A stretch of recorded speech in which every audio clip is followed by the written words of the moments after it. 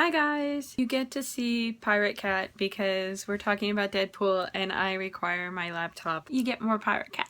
That's just a thing that's going to be. And I'm chewing gum because I had something for dinner that is like still... So yeah, I'm breaking all the stupid video rules. I'm doing it at night with really like intense spotlighting. I don't care. Do you guys care? I don't care. So Jeremy knows that he wants to see Deadpool, but he doesn't know really anything about Deadpool. There is no explaining Deadpool. I'm going to link in the description an appearance on Conan with Ryan Reynolds that he talks about a whole bunch of different things, but the man is perfect for Deadpool. But he'll go into and he'll tell you like how the movie got made and all this sort of stuff, but because that's an amazing story. The marketing for this film is almost a better movie than most movies that are you're gonna get. It's just amazing. And you look at this and it's a Fox Studios film and you don't understand how that's possible, how the same studio that could mess up Fantastic Four is doing so beautifully with Deadpool. But when Wolverine Origins came out, most of the comic book fans that I know were like, oh my god, the first 20 minutes were amazing, and then it kind of went off the rails. But all of us were like, how the fuck do you justify sewing Deadpool's mouth shut? Especially when you had Ryan Reynolds playing him. It was perfect. That first, like I said, the first 20 minutes of Wolverine is like amazing. And then he loses his memory, but we have to live with the memory of that shit for the rest of our lives. So this is deadpoolcore.com. And you want to join it. You want to put your email address in and hit submit so that Deadpool sends you snarky emails. You just do. Stare in the mirror and say my name 3 times backwards. Wait and see what happens, which would be loop diet, loop diet, loop diet. Go say it in a mirror 3 times. Deadpool is a Marvel character.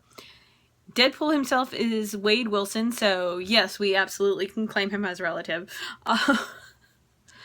Deadpool is a Fox property because Deadpool is part of the X-Men stable of characters. As far as I know, he's not a mutant. He's a mercenary that signed up to the same program that gave Wolverine his adamantium skeleton. His Weapon X in Canada. He spun off into a solo series written by Joe Kelly, who often said that he wrote it with just a bottle of booze and a book of your mama jokes. That's pretty much the character. He always broke the fourth wall a little, but somewhere along the line he figured out that, or he was told, he was in a comic book. That's part of the continuity. He knows that he's in his own book, and he knows when he's visiting somebody else's book, he'll argue with them over who gets top billing. In Deadpool comics, the narration boxes are yellow, and at one point he would stop fighting and actively get into arguments with his yellow narration boxes. He has a very good sense of what's right and what's wrong, and he likes to do good things. He likes to feel that he's a good guy, but he also is very much aware that he is an anti-hero. For the most part, he very much earns the nickname Merc with a Mouth. He is a mercenary, and he talks non-stop, and it is fucking hilarious because he will often talk directly to the reader and everybody in the book is like, who are you talking to? If you're curious and you want to know more, Amazon at least will sell you the trade paperbacks. The first run of Deadpool was under Joe Kelly. He would break the fourth wall, but he wasn't as much. He goes absolutely breaking the fourth wall, walking into your living room kind of crazy, under an author named Christopher Priest. And if you're looking at the trade paperbacks, it's Deadpool Classic Volume 6. And if you just want to check out some comics that are the same kind of flavor that what we're going to get in the movie, I would go with the trade paperback Deadpool Classic Volume 11, Merc with a Mouth. There are 2 trailers, and I will link to them in the description. Ryan Reynolds absolutely nails it. He absolutely understands this guy. He's crazy. He is batshit crazy, and in all the best ways. In the first trailer, you see some of the fourth wall breaking. In the second trailer, it's definitely there. He starts off he's the narrator of his own movie, and he's going to be the narrator during the movie.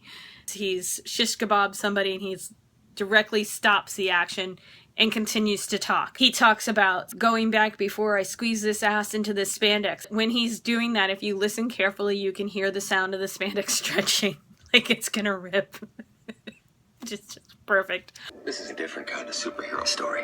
To tell it right, we gotta take you back before I squeeze this ass in spandex. So you can absolutely hear the spandex stretching, and it's just getting ready to rip, and I just love him. When he's in a cab and he climbs into the front seat of the cab, as he's turning over, he says, "Excuse me." He's not talking to the cab driver. He's talking directly to the camera because he's putting his butt in the lens. In the same scene, he says, "Well, it's because it's Christmas Day." Either that line's not going to be in the movie, or it may not be Christmas Day in the movie, but the trailer came out on Christmas Day and was the end of the 12 Days of Deadpool marketing campaign. So I'm really curious if that line makes it in and it's not Christmas, because that means he's saying it just because he knows that scene's going to be in the trailer that got released on Christmas for his movie. That's the kind of thing they might do. He turns and faces the camera, and that's what you see in the first one, where he sniffs the gun and says, "I'm touching myself tonight." In the comics, he has a hostage called Blind Al. Blind Al is in the movie, so is Weasel, which is his friend? Gun dealer? He's just Weasel, and he's just as crazy as Wade. We are all looking very forward to seeing Wade and Weasel on screen. In the 12 Days of Deadpool, one of the special things they did, Deadpool was sitting there talking to the camera, and Weasel's just kind of like playing along, and then all of a sudden at the end of it, Weasel turns to him and goes, "Who are you talking to?" And that tells you everything you have to know about Weasel, because he was perfectly fine playing along and breaking the fourth wall with no idea that there was a fourth wall to be broken. That's what we're all signing up to see. It's an origin story, so the rest of it they're going to tell you, but that's what you're signing up for.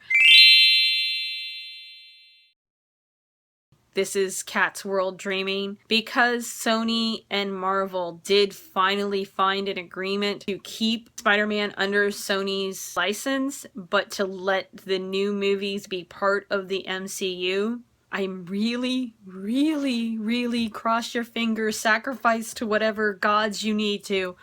I really want Deadpool to be able to show up in an MCU universe and know that it's a movie. I need to see that in my life. I need to have him. Why don't you just call Professor X? Why don't you call up a telepath? Why don't you do this? Why don't, know that he's not supposed to call them mutants, but do so anyway? That would be perfect.